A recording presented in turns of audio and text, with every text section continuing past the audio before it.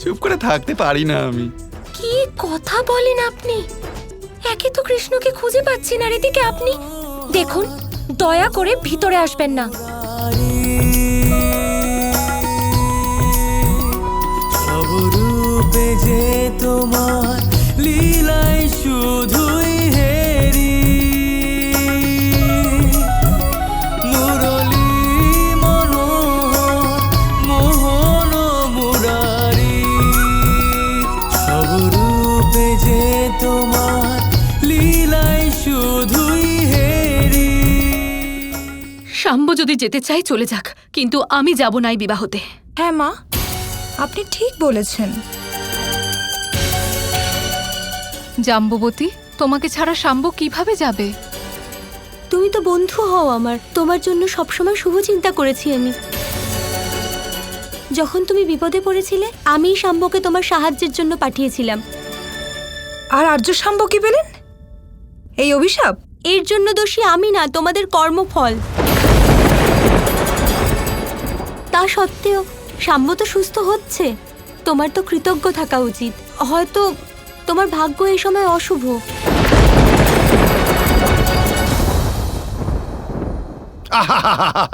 এই সভাতে কি আমিও কিছু বলতে পারি?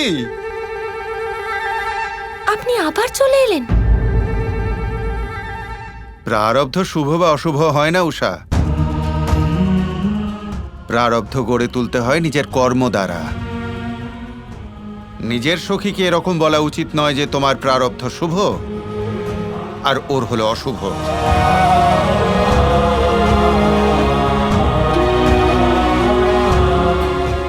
এবার তো ঠিক কথাই বলছেন।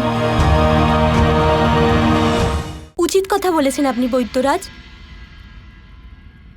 লক্ষণা, আমাকে ক্ষমা করে দিও। কিছু জিনিস আমি ক্ষমা করতে পারি না। খুব অহংকার, তাই না? তোমার নিজের প্রারব্ধ নিয়ে দেখে নিও আমি কিভাবে এর বদলা নিই। না উষা, তোমার কোনো দোষ নেই। আমি একটু বেশি আবেগপ্রবণ হয়ে পড়েছিলাম। মা, আমরা যাবো এই বিয়েতে। ধন্বন্তরীজির কথা আমি বুঝতে পেরে গেছি। এবার তো উষাও আমার কাছে ক্ষমা চেয়ে নিয়েছে। মা রাগ ভুলে যান, এ হলো আমাদের পরিবার। আমাদের যাওয়া উচিত এই বিয়েতে। লক্ষণা, তুমি নিশ্চিত তো? শাম্ব তো শুধু রাগের মাথায় যেতে রাজি হয়েছে। হ্যাঁ মা, বিশ্বাস করুন আমার কথা। আমি যা বলছি একদম ভেবেচিন্তে বলছি।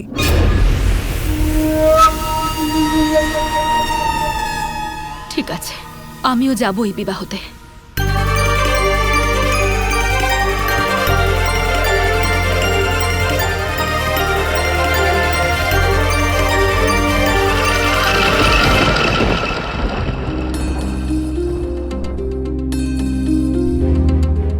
কি হলো, কিছু জানতে পারলে ওই ধন্বন্তরীর ব্যাপারে? না বাবা, কেউ ওনাকে চেনেনি না, আর কেউ শোনেনও নি ওর ব্যাপারে। কানাইয়ের অভিশাপ থেকে সুস্থ করে তুলছে, তার মানে কোনো ছোটখাটো বৈদ্য তো বলে মনে হয় না। কিন্তু এত বড় বৈদ্যের ব্যাপারে কেউ কিছু জানে না কেন? হ্যাঁ বাবা, আমি নিজেও খুব অবাক হচ্ছি যে এটা কি করে সম্ভব হতে পারে। মহলের সৈন্যরা বলছে যখন থেকে ধন্বন্তরী এসেছেন কাকাশ্রীকে দেখাই যাচ্ছে না। আচ্ছা, তাহলে এই ব্যাপার। তার মানে কিছু একটা গন্ডগোল তো নিশ্চয়ই আছে। নিশ্চিত রূপে এই ধন্বন্তরী সঠিক ব্যক্তি নয়। বাহ, কি সুমিষ্ট শাঁসালো ফল! মোর আনন্দে নেচে উঠছে আমার। ফলাহারটা প্রাণ ভরে সেরেনি। আহ আহ, এসব কি হচ্ছে শুনি? কিছু না, ওই একটু ফলাহার করছি। এটা কি একটু বলে? মোটামুটি সমস্ত দ্বারকার ফল তুমি খেয়ে নিচ্ছ, আর এগুলোকে একটু বলছো? আরে দ্বারকার যুবরাজের চিকিৎসা করতে গিয়ে প্রচুর পরিশ্রম হচ্ছে, তার কাছে তো কিছুই নয়। ওই শাম্বের উপাচার করছো বলে এই ফল তো দূর, ফলের একটা বীজও তোমায় খেতে দিতাম না আমি। শুধু তুমি রাধার অতিথি বলে আমি এখনো পর্যন্ত চুপ করে বসে আছি। কিন্তু এবার ব্যাস, এবার তো তোমার এখান থেকে চলে যাবার সময় হয়ে গেছে। তার মানে এই যে তোমার আসল পরিচয় আমি জেনে ফেলেছি।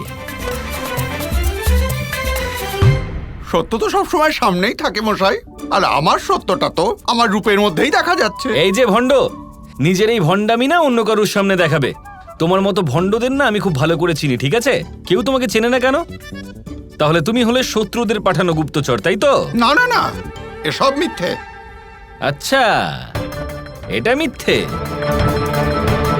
ঠিক আছে, এখনই তোমাকে নিয়ে গিয়ে তোমার আসল পরিচয় বার করছি রাধার সামনে। তারপর রাধা যখন নিজে তোমাকে এখান থেকে বার করে দেবে, তখন তুমি বুঝতে পারবে। না না না না না, দেখুন আপনি ভুল করছেন কিন্তু।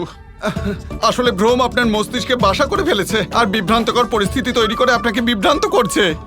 আমি গুপ্তচর নই। যখন বলরামের মার পড়ে না, তখন অনেক বড় বড় লোকের ভ্রমও দূর হয়ে যায় আর সত্য নিজে থেকেই সামনে চলে আসে। আমি ভালো করে জানি যে বলরামের আঘাত পড়লে অনেক সত্যি সামনে চলে আসবে। খুব ব্যথা করছে, এবার ছেড়ে দিন দাদা, ছেড়ে দিন না।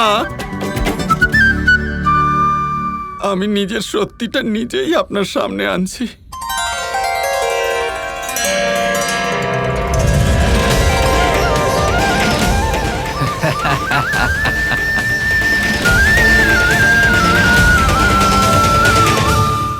কি ব্যাপার, এবার আপনি একটুও চমকে গেলেন না? কেন চমকে যাব আমি? আমি তো তখনই বুঝতে পেরেছিলাম যখন মহলের সৈন্যরা এটা বলল যে যখনই ধন্বন্তরী উপস্থিত হন তখন কানাই ওখানে থাকে না। আমি বুঝে গেছি আজকাল কি হচ্ছে। আজকাল আপনি বাদাম খাচ্ছেন, তাই না? কিন্তু তোমার বুদ্ধিটা হয়তো আমার হাতে মার খাবার পরেই আসবে কানাই। প্রথমে তুমি আমাকে এটা বলো যে তুমি নিজেই শাম্বকে অভিশাপ দিলে আর এখন নিজেই ওর চিকিৎসা করছো। আপনি বলেছিলেন না যে রাধাকে আপনি যন্ত্রণা পেতে দেখতে পারেন না, তাই রাধার যন্ত্রণা দূর করার জন্য শাম্বকে তো ঠিক করতেই হবে দাদা।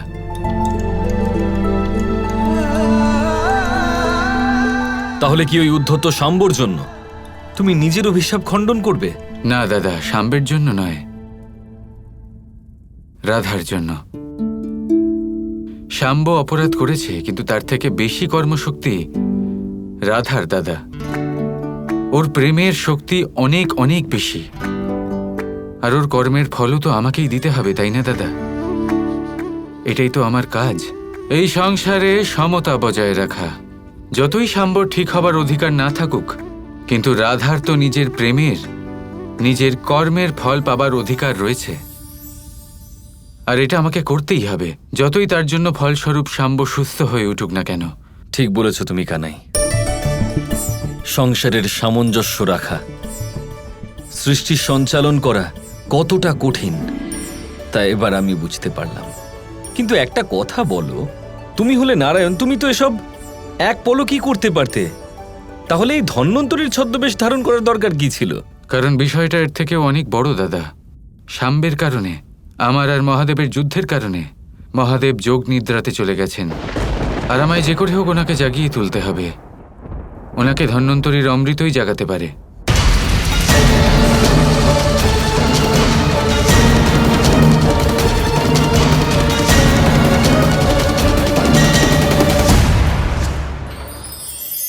কথায় আছে, যা কিছু অন্তর থেকে নিঃসৃত হয় তা অশুভ হয় না। অশুভ হলো সেই বোধ, সেই ইচ্ছে যা অন্তর থেকে নিঃসৃত হলেও কখনোই বিবেকের দ্বারা পরখ করা হয় না। এমনই একটা অনুভূতি হলো ক্রোধ। এই ক্রোধ আপনার বিবেকই হরণ করে নেয়, আপনার করুণা হরণ করে নেয়। আপনি ভাবনা চিন্তা করার যোগ্যতাই হারিয়ে ফেলেন। এবার যদি আপনি সংসারকে নিয়ন্ত্রণ করতে চান, ভবিষ্যতের ওপর নিয়ন্ত্রণ রাখতে চান, বর্তমানের ওপর নিয়ন্ত্রণ রাখতে চান, তাহলে প্রথমে নিজের ক্রোধের ওপর নিয়ন্ত্রণ করা শিখতে হবে। কারণ এই ক্রোধ আপনার বন্ধু নয়, এ আপনার শক্তি নয়, এ হলো আপনার দুর্বলতা, আর এটা শত্রুর শক্তি বাড়িয়ে তোলে, আর শেষ পর্যন্ত ক্ষতি আপনারই হয়। তাই এই ক্রোধকে নিজের নিয়ন্ত্রণে রাখুন। অশুভ মন্তব্য আপনা থেকেই অসফল হয়ে যাবে। আসুন আমার সাথে ভালোবেসে বলুন, রাধা রাধা।